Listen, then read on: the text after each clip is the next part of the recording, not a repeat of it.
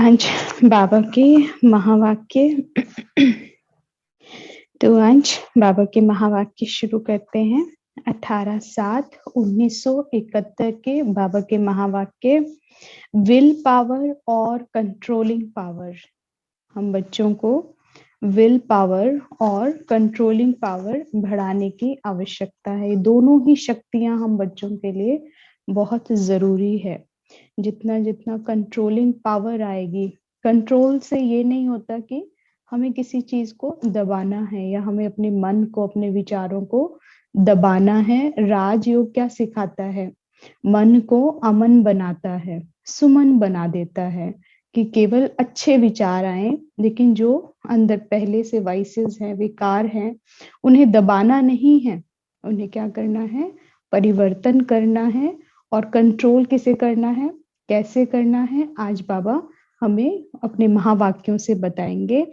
और बाबा will power की बात करते हैं कि जो बच्चे विल कर देते हैं, अपना हर संकल्प मनसा वाचा कर्मणा ईश्वर अर्पण करते हैं, फिर वो दर्पण बन जाते हैं। बाबा की सभी शक्तियां उनको प्राप्त हो जाती है। जैसे जैसे विल करेंगे वैसे वैसे शक्ति स्वरूप बनते चले जाएंगे।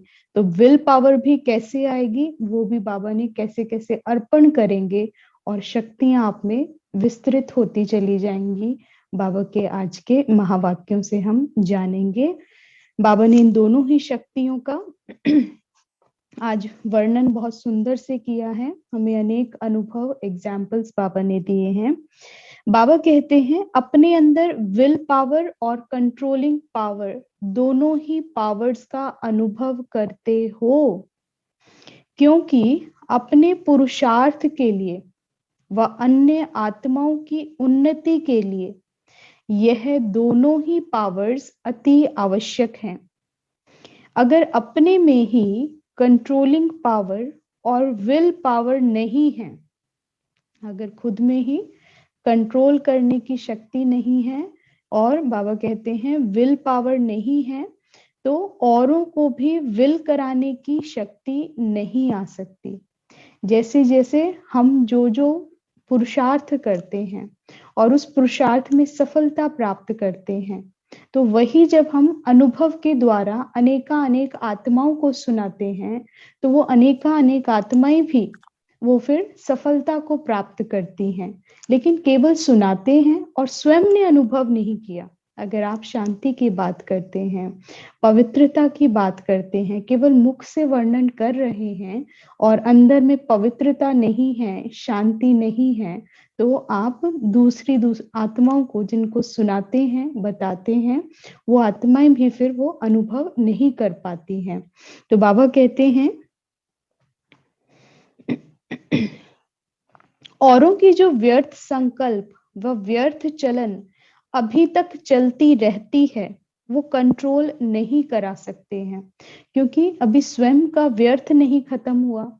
इसीलिए आप अनुभव भी करते हैं कि जो योगी आत्माएं होती हैं, जब वो अनुभव कराती हैं, योग कराती हैं, तो उनकी वाइब्रेशंस और उनके साकाश से जो सामने सम्मुख आत्माएं बैठी होती हैं, फिर वो भी उसमें अनंत शांति की प्राप्ति करती है।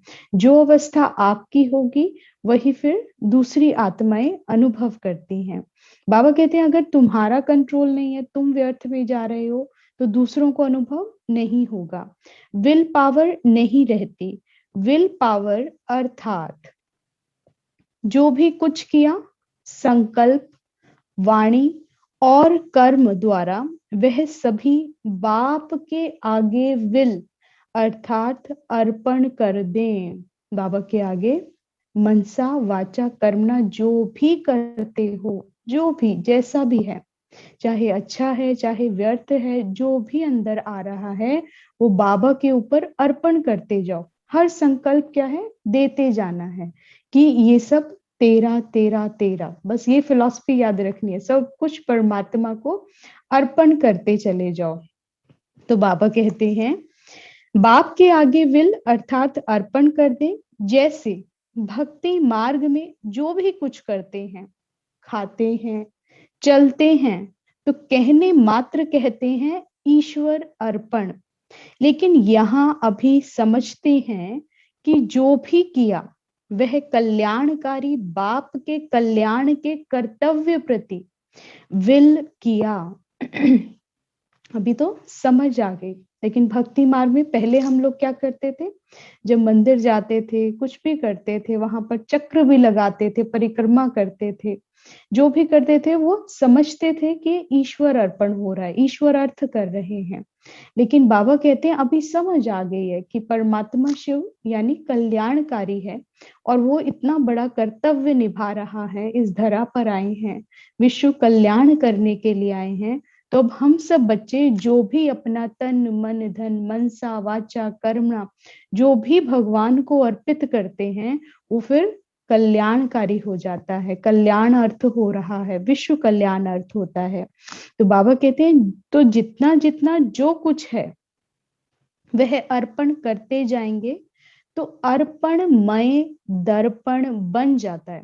बहुत सुंदर और गहरी बात बाबा कह रहे हैं कि जो कुछ जितना भी है वह अर्पण करते जाएंगे भगवान को, मन ही मन अपना हर संकल्प देते जाएंगे तो अर्पणमय दर्पण बन जाता है।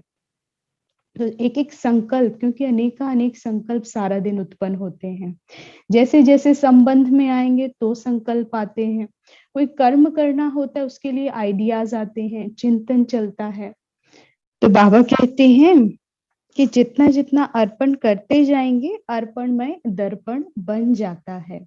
क्योंकि देखो दर्पण भी कैसा होता है, जितना क्लियर होगा, जितना नीट एंड क्लीन साफ होगा, उतना ही तो एकदम क्लैरिटी होगी, हर चीज नजर आएगी, प्रत्यक्ष होगा। लेकिन अगर अनेक उस पर धूल मिट्टी है, ऐसे ही मन में भी जब अनेक संकल्प चलते हैं, ओवर थिंकिंग हो जाती है, तो फिर कुछ भी समझ नहीं आता, क्लैरिटी नहीं होती है, क्योंकि मन में ही क्लियर नहीं है, मन को ही तो दर्पण कहते हैं।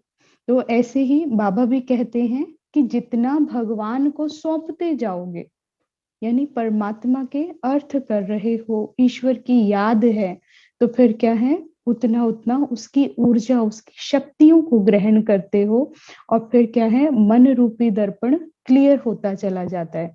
फिर उसकी ऊर्जा से, उसकी शक्तियों से वो फिर कैसा भी कार्य करेंगे तो वो प्रत्यक्ष होगा, क्लियर होगा। तो बाबा भी क्या कहते हैं कि अपना मन रूपी दर्पण क्लियर करो, और ईश्वर को जितना अर्पण करते जाओगे मनसा वाचा कर्मणा, तो उतना उतना बाबा कहते हैं दर्पण बन जाता है। जिसको अर्पण किया, जिसके प्रति अर्पण किया, वह साक्षात्कार ऐसे अर्पण से स्वतः ही सभी को होता है। तो अर्पण करके दर्पण बनने का पुरुषार्थ यह हुआ कि विल पावर चाहिए, और दूसरा कंट्रोलिंग पावर चाहिए। जहां चाहे वहां अपने आप को, अर्थात अपनी स्थिति को स्थित कर सके, जितना देर चाहे, जिस तरफ बुद्धि एकाग्र करना चाहे, जितना समय के लिए करना चाहे, तो बाबा कहते हैं फिर आप एकाग्र कर सकते हो, मन बुद्धि को स्थित कर सकते हो। ऐसे नहीं कि बैठे अपनी स्थिति को स्थित करने के लिए बाप की याद में, और उसके बजाय व्यर्थ संकल्प व डगमग स्थिति बन जाए। यह कंट्रोलिंग पावर नहीं है।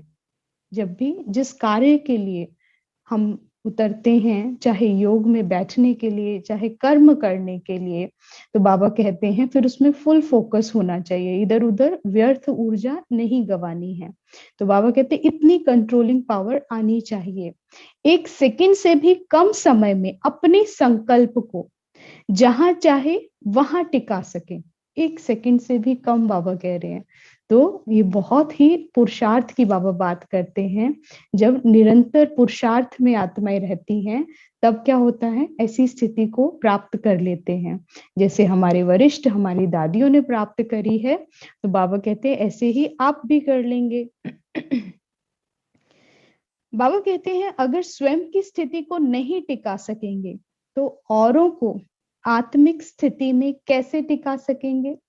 और ये आपकी ही तो कंट्रोलिंग पावर है कि जितना आप अपने मन के ऊपर नियंत्रण करते हैं, अपने संकल्पों पे करते हैं। तो एक कर्म इंद्रिया क्या है, स्वतः इजिली नियंत्रण में आ जाती है। हम जो भी वाणी से बोल रहे हैं, अगर मन ही हो जाए कंट्रोल में, तो बाबा कहते हैं वाणी, कर्म, कर्म इंद्रियां सब कुछ नियंत्रित होता है। और जो खुद नियंत्रण में है, जो स्व पर राज्य कर सकता है, वो फिर विश्व पर राज्य कर सकता है। यानी जो सामने सम्मुख आत्माएं आएंगी और उनका कंट्रोल नहीं है, तो आपकी एनर्जी से आप उनको भी नियंत्रित कर सकते हैं। इतनी पावर, इतनी अथॉरिटी आ जाती है। तो बाबा कहते हैं इसलिए अपनी स्टेज और स्टेटस, अपनी स्टेज और स्टेटस दोनों की स्मृति सदा रहे, तब ही लक्ष्य की सिद्धि पा सकेंगे। बहुत इंपॉर्टेंट लाइन है, अपनी स्टेज, अपनी स्टेज हमेशा स्मृति रहे। मैं कौन, मेरा कौन, स्टेटस भी याद रखो। स्टेटस किसका होता है, फैमिली से होता है ना। तो कितनी रॉयल फैमिली के हो, ईश्वरीय फैमिली के हो, तो बाबा कहते हैं अपनी स्टेज भी, अपना स्टेटस, क्योंकि हम भी फैमिली याद करने से, शिव बाबा की संतान होने से, जो शिव बाबा द्वारा प्राप्त शक्तियां हैं, जो गुण हैं, वो सदा स्मृति में रहते हैं। मैं किसकी संतान हूँ, मेरे पिता कौन है, मेरा टीचर कौन है, मेरे गुरु कौन है। जब ये स्मृति रहती है तो फिर बाबा कहते हैं फिर लक्ष्य की सिद्धि को प्राप्त कर ही लेंगे। तो विल पावर और कंट्रोलिंग पावर दोनों के लिए मुख्य क्या याद रखें, जिससे दोनों पावर्स आए। इन दोनों पावर्स के पुरुषार्थ का एक एक शब्द में ही साधन है। कंट्रोलिंग पावर के लिए सदैव महान अंतर सामने रहे। बहुत ही इंपॉर्टेंट, अब बाबा के महावाक्य शुरू हो रहे हैं, जो विल पावर और कंट्रोलिंग पावर के लिए बाबा बात करते हैं कि कंट्रोलिंग पावर के लिए सदैव महान अंतर सामने रहे। कैसे कंट्रोल करोगे, बाबा कहते हैं तो ऑटोमेटिकली जो श्रेष्ठ होगा उस तरफ बुद्धि जाएगी। जब अंतर सामने होता है ना, हमें कंपैरिजन की आदत है, तो जब हम कंपेयर करते हैं तो हम अच्छा सिलेक्शन करते हैं, बेस्ट सिलेक्शन करते हैं। तो बाबा कहते हैं और जो व्यर्थ महसूस होगा उस तरफ बुद्धि ऑटोमेटिकली नहीं जाएगी। कि कुछ जो बाबा बात कर रहे हैं, जो कल के भी महावाक्य व्यक्त वाणी थी कि होली हंस की विशेषताएं क्या है, परखने की शक्ति, निर्णय करने की शक्ति। जब परखना राइट होगा, परखने से मतलब ही क्या है, महान अंतर को जानना। परख लिया, राइट क्या है, बेस्ट क्या है, बाबा कहते हैं फिर उसको निर्णय भी राइट लोगे, और जब निर्णय राइट होगा तो ग्रहण करने की भी शक्ति आती है। ऐसे ही बाबा आज कह रहे हैं कि अंतर को स्पष्ट करो, अंतर को देखना जरूरी है। और जब अंतर को जान जाते हैं तो बुद्धि ऑटोमेटिकली उस तरफ जाती है। लेकिन जब व्यर्थ होगा, व्यर्थ बाबा कहते हैं फिर बुद्धि ऑटोमेटिकली नहीं जाएगी उस तरफ।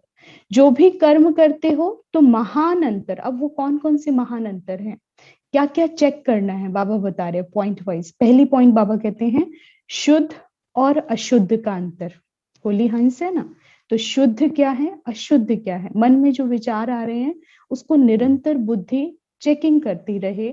बुद्धि लगाम है, क्योंकि मन तो घोड़े की तरह कह देते हैं ना, अनेकानेक थॉट्स आते जाएंगे, लेकिन लगाम निर्णय करना किसको है, बुद्धि को करना है। वो कैसे करेगी, परखेगी, अंतर को जानेगी कि शुद्ध क्या है, प्योर क्या है और इम्प्योर क्या है। बाबा कहते हैं सत्य और असत्य, इसको चेक करेगी कि सत्य क्या है। सत्य अविनाशी होता है, लेकिन असत्य क्या है, टेम्परेरी है, थोड़ी देर के लिए है। इसलिए इस दुनिया का भपका, ये जो बातें हैं, ये सब क्या है, टेम्परेरी रहती हैं। वाइसेस हैं, क्रोध आएगा, लोभ आएगा, ये भी टेम्परेरी रहेगा। लेकिन बाबा कहते हैं जब सत्य को आत्मा जान जाती है, फिर परख लेती है, तो सत्य अविनाशी है। आत्मा का स्वरूप क्या है, अविनाशी है ना। तो बाबा कहते हैं इसको जानना है, इसकी चेकिंग करनी है। तीसरा बाबा कहते हैं स्मृति और विस्मृति के अंतर को, इस महान अंतर को जानना है कि मुझे स्मृति स्वरूप रहना है। विस्मृति होते ही सब कुछ लौट आता है, जो पुरुषार्थ करा वो जीरो हो जाता है। तो इसलिए स्मृति स्वरूप रहना, और स्मृति कैसे जागृत होगी, ये पुरुषार्थ पे बहुत इंपॉर्टेंट है। वो कैसे, रिहर्सल, बार बार रिवाइज जितना करते हैं उतना क्या है, हमारी टचिंग कैचिंग पावर बार बार उसका साइकिल चक्र में हर चीज चलती है। थॉट्स में क्या है, जिस चीज की स्मृति करोगे, याद ठहराओगे, तो बार बार आपके सम्मुख आपकी बुद्धि उसको दोहराती है। तो बाबा कहते हैं स्मृति और विस्मृति के महान अंतर को जानना है, व्यर्थ और समर्थ। अब व्यर्थ को भी जान चुके हैं कि व्यर्थ से फिर क्या होता है, उसके रिजल्ट्स क्या रही आज दिन तक, और समर्थ की प्राप्ति से क्या होता है। तो बाबा कहते हैं जब आप इन संकल्पों के महान अंतर को जाएंगे, इन पे चिंतन करेंगे, और वो कैसे चिंतन करेंगे, सारा दिन आपको यहाँ पर बैठकर आने वाले हर थॉट्स को चेक करना है। और वो कैसे चेक करेंगे, थॉट्स भी कैसे आ रहे हैं, क्योंकि जो सारा दिन ये आंखें देख रही हैं, इंफॉर्मेशन क्या ले रहे हैं हम, उसकी जब जितनी अच्छे से चेकिंग करते हैं, तो बाबा कहते हैं फिर आपका निर्णय बढ़ जाता है, निर्णय शक्ति भी बढ़ जाती है, परखने की शक्ति भी बढ़ती है। लेकिन उसके ऊपर कीन चेकिंग, बहुत अच्छे से चेक करो कि अंतर क्या है। बाबा कहते हैं सब बात में अगर महान अंतर करते जाओ, तो दूसरे तरफ बुद्धि ऑटोमेटिकली वर्ड आ रहा है, बाबा कह रहे हैं कंट्रोल हो जाएगी। और विल पावर के लिए है महामंत्र। कंट्रोलिंग पावर के लिए बाबा कहते हैं कैसे कंट्रोल करते हैं, बाबा ने बताया महान अंतर। दूसरा इंपॉर्टेंट पॉइंट बाबा कह रहे हैं विल पावर के लिए क्या करना है। बाबा कहते हैं विल पावर कैसे आएगी, महामंत्र याद रखो। अगर महान अंतर और महामंत्र यह दोनों ही याद रहे, तो कभी बुद्धि को कंट्रोल करने के लिए मेहनत नहीं करनी पड़ेगी, यह सहज है। पहले चेक करो, अर्थात अंतर को सोचो, चिंतन करो, फिर कर्म करो। अंतर नहीं देखते, अलबेले चलते रहते हैं, इसलिए कंट्रोलिंग पावर जो आनी चाहिए वह नहीं आती है। और महामंत्र से विल पावर ऑटोमेटिकली आ जाएगी। बाबा को महामंत्र क्या है, मन मना भव। जितना शिव बाबा को याद करेंगे, बाबा को समर्पित करते रहेंगे, एक एक थॉट को अर्पण करते रहेंगे, तो बाबा कहते हैं फिर रिटर्न में भगवान क्या देता है, उसके पास कुछ है ही नहीं गुण और शक्तियों के अलावा, और वो भी सागर है उनका। तो जो भी आप उसको दोगे वो रिटर्न देता है। आप वाइसेस भी देंगे तो बाबा क्या देगा, आपको गुण देगा, शक्तियां देगा। तो बाबा कहते हैं कि विल पावर ऑटोमेटिकली आ जाएगी, क्योंकि महामंत्र है ही बाप की याद, अर्थात बाप के साथ, बाप के कर्तव्य के साथ, बाप के गुणों के साथ सदैव अपनी बुद्धि को स्थित करना है। बाबा से प्यार से याद करना, बाबा के कर्तव्य की स्मृति, बाबा क्यों आए हैं, क्या करवाने आए हैं, मेरा क्या कर्तव्य है। जब इस चिंतन में बुद्धि रहती है तो ये बुद्धि कहाँ जाएगी, बाबा के कर्तव्य कैसे हैं, श्रेष्ठ है ना। और जब आप उनका चिंतन करते हैं तो आपकी सोच श्रेष्ठ होती है, क्योंकि आप किसको सोच रहे हैं, जो भगवान सोचता है। भगवान के नजरिए पर चिंतन करना आपकी स्थिति को श्रेष्ठ बनाएगा, आपकी सोच को श्रेष्ठ बनाएगा। और जैसी सोच होगी, जैसा मन होगा, फिर वाणी में वो शब्द निकलेंगे। तो वाणी के शब्द कैसे होंगे, श्रेष्ठ होंगे। और कर्म कैसा होगा, फिर वो उससे भी श्रेष्ठ होगा। तो बाबा कहते हैं अपनी बुद्धि को बाबा के कर्तव्य, गुणों और याद के साथ स्थित करना, ये है महामंत्र। तो महामंत्र बुद्धि में रहने से, अर्थात बुद्धि का कनेक्शन पावर हाउस से होने के कारण विल पावर आ जाती है। तो महामंत्र और महान अंतर, यह दोनों ही याद रहे तो दोनों पावर सहज आ सकती हैं, सहज प्राप्ति के लिए महान अंतर को जानना और महामंत्र की स्मृति रहना। बाबा कहते हैं महामंत्र और महान अंतर दोनों स्मृति में रख, फिर ज्ञान का नेत्र चलाने से देखो सफलता कितनी होती है। जैसे सुनाया था ना, हंस का कर्तव्य क्या होता है, कल पढ़ा ना, हंस का क्या कर्तव्य होता है, वह सदैव कंकड़ और रत्नों का महान अंतर करता है। तो ऐसे ही बुद्धि में सदैव महान अंतर याद रहे। अपना ज्ञान नेत्र खोलकर बैठो, स्मृति स्वरूप बनकर बैठो, अपनी स्टेज को लेकर आओ। मैं कौन हूँ? हूँ, हंस वृत्ति है मेरी। और हमेशा परखो बैठकर, महान अंतर करो कि ये कंकड़ है या मोती है।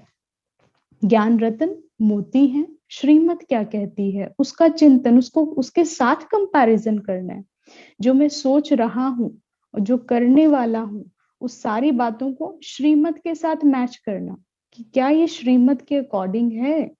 तो बाबा कहते हैं जो भी आ रहा है मनसा वाचा कर्मणा, उसको श्रीमत के साथ चेकिंग करना, महान अंतर को जानना। तो बाबा कहते हैं तो ऐसे ही बुद्धि में सदैव महान अंतर याद रहे तो महामंत्र भी सहज याद आ जाएगा। जब कोई श्रेष्ठ चीज को जान जाते हैं तो नीचे की चीज से स्वतः ही किनारा हो जाता है। लेकिन अंतर याद ना होने से फिर क्या होता है? मंत्र भी भूल जाता है और ज्ञान के यंत्र जो मिले हैं वह पूर्ण रीति सफल नहीं हो पाते। अंतर को याद रखने से बाबा कहते हैं फिर मंत्र भी याद आ जाता है, और मंत्र याद आएगा तो उससे फिर जो पढ़ा है आज दिन तक वो यंत्र की तरह काम करेगा। तो बाबा कहते वो भी फिर पूरी रीति, अगर नहीं मंत्र याद, नहीं अंतर याद, तो मंत्र भी भूलेगा, मंत्र भूलेगा तो यंत्र भी भूल जाएंगे, विस्मृति। और बाबा कहते फिर सफलता प्राप्त नहीं होगी। तो अब क्या करेंगे?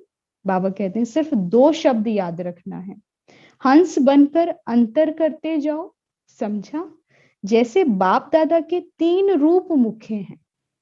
बाबा 3 मुख्य रूप की बात कर रहे हैं कि बाबा के कौन से 3 रूप मुख्य हैं।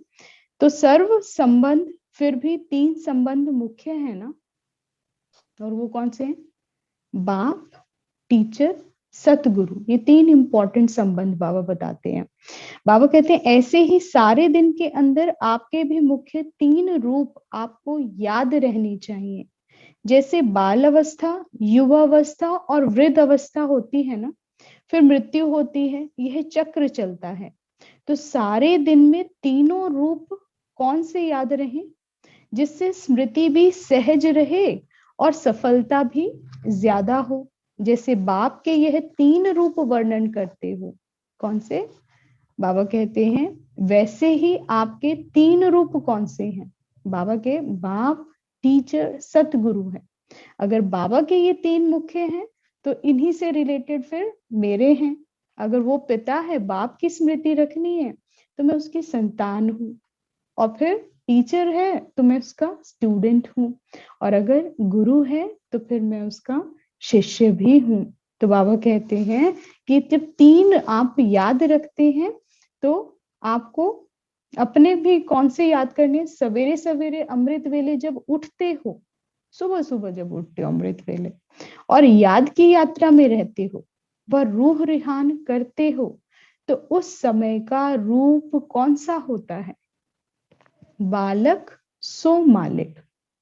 शिव की संतान है ना, तो अमृत वेले सुबह सुबह बाबा की गोद में बैठते हो तो बालक भी हूं और सारी कायनात का मालिक भी हूं, क्योंकि बाबा क्या है? ब्रह्मांड के मालिक हैं।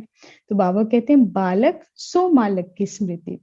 जब रूह रिहान करते हो तो बालक रूप याद रहता है ना, और जब याद की यात्रा का अनुभव रूप बन जाते हो तो मालिकपन का रूप होता है।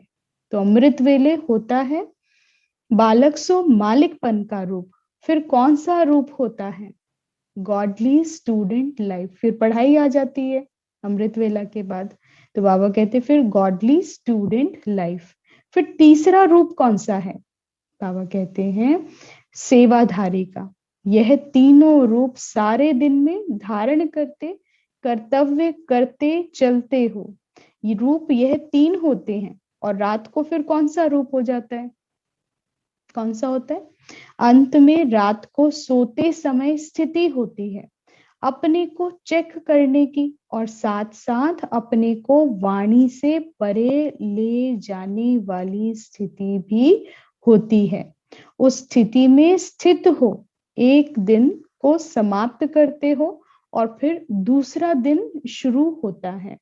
तो वह स्थिति ऐसी होनी चाहिए जैसे नींद में इस दुनिया की कोई भी बात, कोई भी आवाज, कोई भी आकर्षण नहीं होता है। जब अच्छी नींद में होते हो, स्वप्न की दूसरी बात है। इस रीति से सोने से पहले ऐसी स्थिति बनाकर फिर सोना चाहिए।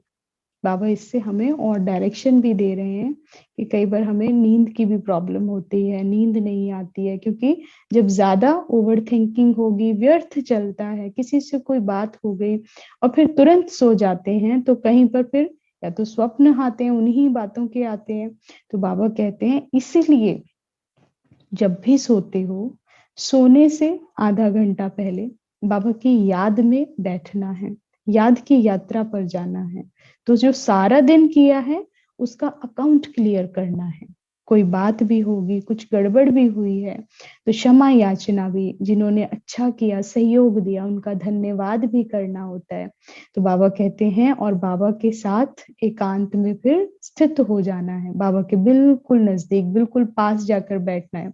ऐसे एकांत की जब स्थिति में बैठ जाते हैं और जब सोते हैं, तो बिल्कुल बाबा कहते हैं कि ऐसे वाणी से परे हो जाते हैं। तो ये वाणी से परे होने की स्थिति बनाकर सोना है, ताकि जो नेक्स्ट डे आए, वो नेक्स्ट डे भी फिर कैसा हो, बिल्कुल क्लीन चिट, नई शुरुआत हो, नया दिन हो। ऐसा ना हो कल का ही पास्ट जो है नेक्स्ट डे में चल रहा हो। वो क्यों चलता है? क्योंकि हम रात को अपना अकाउंट क्लियर नहीं करके सोते हैं। तो बाबा कहते हैं जैसे अंत में आत्माएं जो संस्कार ले जाती हैं, बाबा फिर इसको एग्जाम्पल को बहुत सुंदर लेकर जा रहे हैं। बाबा कह रहे हैं जैसे अंत में आत्माएं जो संस्कार ले जाती हैं, वही मर्ज होते हैं। जैसे मृत्यु होती है ना, तो अंतिम पार्ट अंतमति सो गति, जो इस जन्म में किया, अगर वो क्लियर नहीं किया, तो फिर वही चीजें, वही संस्कार आने वाले नए जन्म में आपके साथ जाते हैं। फिर से नई शुरुआत, नए अकाउंट, और उसी को क्लियर करना है। लेकिन इसी जन्म में इसी साथ साथ क्लियर कर ले, तो भविष्य का जन्म भी बहुत सुंदर होता है। तो बाबा कहते हैं ये कुछ ऐसी अवस्था होती है जैसे सारे दिन में आप जो भी कार्य करते हो, जो भी संबंध बनाते हो, जो भी कुछ कर रहे हो, मनसा वाचा कर्मणा, उसका रात्रि पर असर है, वो आपकी नींद पर भी असर होता है, और फिर नेक्स्ट डे जो है उसी से रिलेटेड होता है। इसलिए बाबा कहते हैं क्लीन करके सो, बिल्कुल शांत होकर सो। तो बाबा कहते हैं इस रीति से यह भी दिन को जब समाप्त करते हो, तो संस्कार न्यारे और प्यारेपन के हो गए ना। रात्रि को जब योग करके सोएंगे तो संस्कार कैसे हो जाएंगे? न्यारेपन का और प्यारेपन का, बाबा की याद का होता है। तो बाबा कहते हैं इसी संस्कार से सो जाने से फिर दूसरे दिन भी इन संस्कारों की मदद मिलती है, और यही न्यारापन, यही सोल कॉन्शियसनेस फिर नेक्स्ट डे जब अमृत वेला उठेंगे, तो आपकी स्थिति कितनी ऊंची होगी। जैसे सोए थे बाबा की याद में, शांत स्थिति थी, ऐसे ही उठते ही एक क्षण में वाणी से परे होते हो, कोई संकल्प नहीं होता, और बाबा की याद में स्थित हो जाते हो। और फिर वो सारा दिन मदद करता है आपको, सारा दिन वो सोल कॉन्शियस का अभ्यास जागृत रहता है, हर संबंध निभाते हुए, हर कर्म करते हुए। वाणी भी कैसी लगेगी फिर? वाणी भी क्या होती है फिर? अव्यक्त वाणी हो जाती है।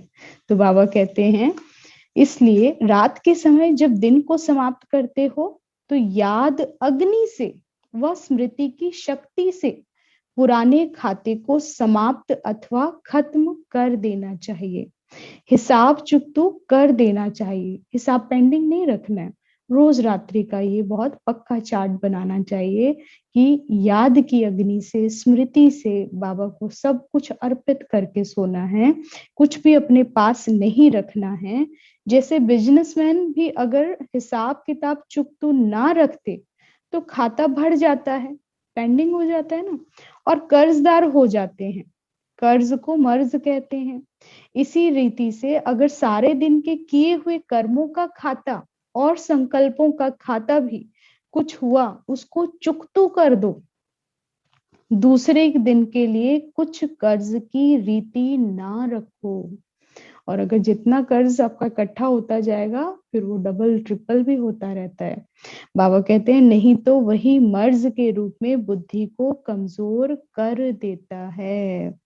रोज अपना हिसाब किताब चुकतू कर, नया दिन नई स्मृति रहे। और इसीलिए सुबह कैसा हो, बिल्कुल क्लियर खाता होना चाहिए।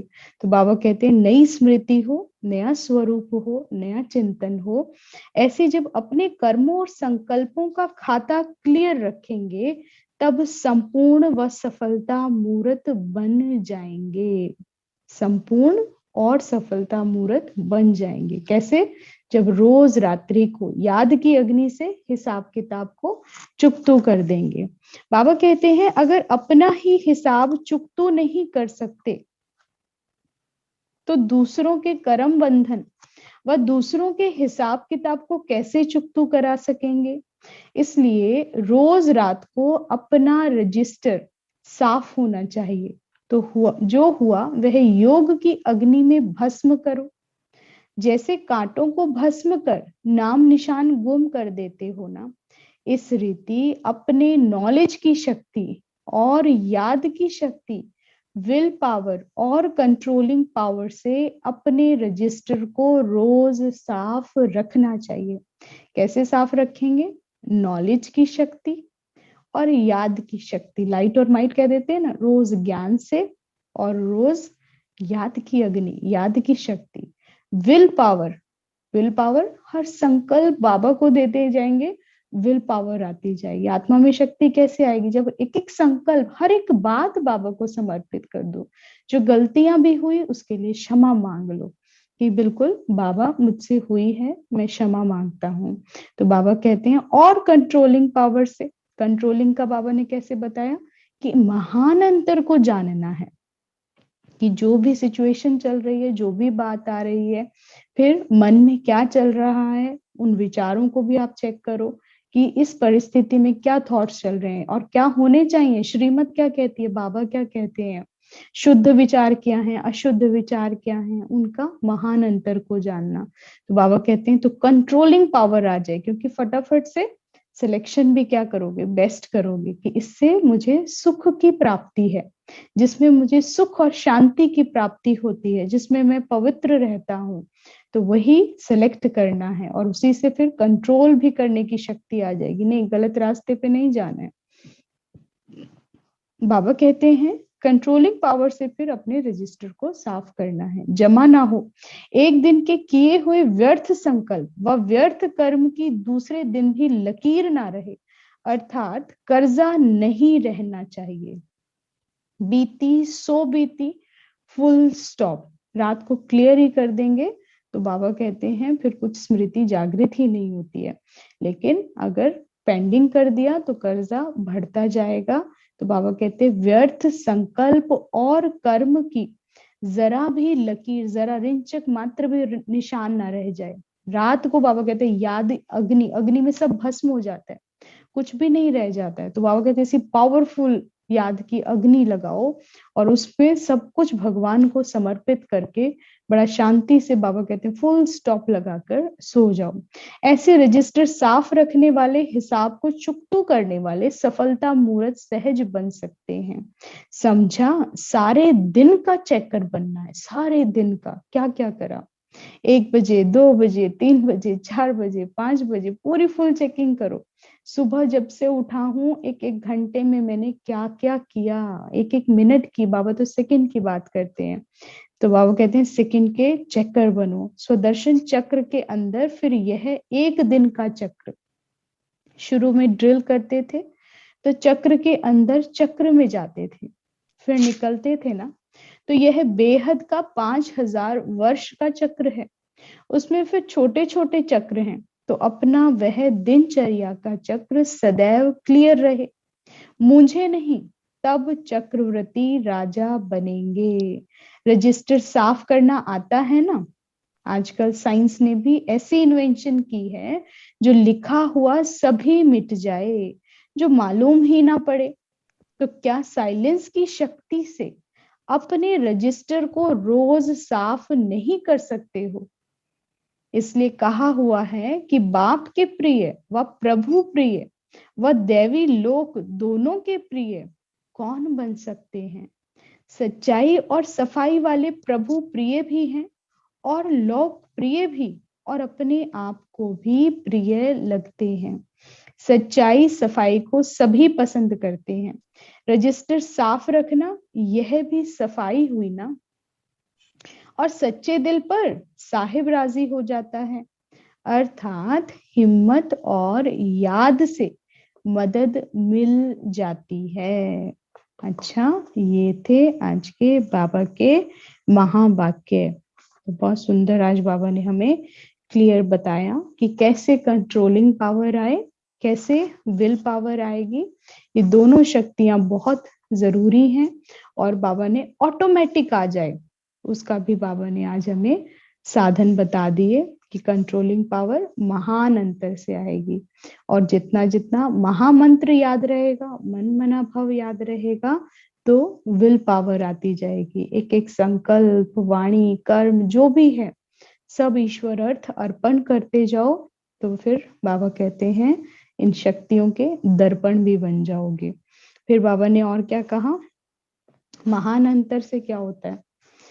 महान अंतर से फिर मंत्र भी याद रहता है, और जितना मंत्र याद रहेगा तो बाबा के ज्ञान के जो एक एक बोल हैं वो यंत्र की तरह कार्य करते हैं, और फिर स्वतः सफलता हर कर्म में प्राप्त हो जाती है।